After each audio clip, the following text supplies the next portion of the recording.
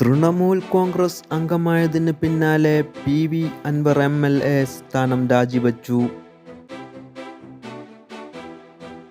ഇന്ന് രാവിലെ സ്പീക്കർ എ.എൻ. ഷംസീറിനെ നേരിൽ കണ്ടാണ് രാജിക്കത്ത് കൈമാറിയത്. നേരത്തെ തന്റെ വാഹനത്തിൽ നിന്ന് അൻവർ എം.എൽ.എ ബോർഡ് നീക്കം ചെയ്തിരുന്നു.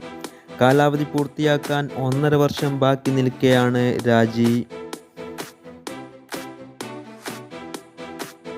തൃണമൂൽ കോൺഗ്രസിൽ ഔദ്യോഗികമായി അംഗത്വമെടുക്കാൻ എം.എൽ.എ സ്ഥാനം തടസ്സമാണ്.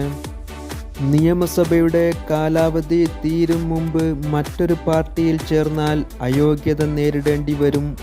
ഇത് മറികടക്കാനാണ് രാജി.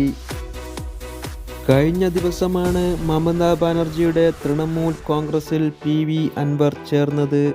നിലവിൽ തൃണമൂലിന്റെ സംസ്ഥാന കോർഡിനേറ്റർ പദവിയാകും അൻവർ വഹിക്കുക. അൻവറിനെ യു.ഡി.എഫിൽ എടുക്കണോ എന്ന കാര്യത്തിൽ തീരുമാനമൊന്നും ഇതുവരെ വന്നിട്ടില്ല. എന്നാൽ യു.ഡി.എഫിന് നിരുപാധിക പിന്തുണ അൻവർ പ്രഖ്യാപിച്ചിട്ടുണ്ട്.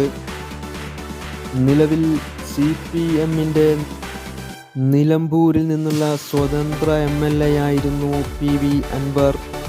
നിലമ്പൂരിൽ നിന്നും വീണ്ടും മത്സരിച്ച് തന്റെ കരുത്ത് സർക്കാരിനും എൽ.ഡി.എഫിനും മുന്നിൽ തെളിയിക്കാനുള്ള ശ്രമമാണ് അൻവർ നടത്തുന്നത്.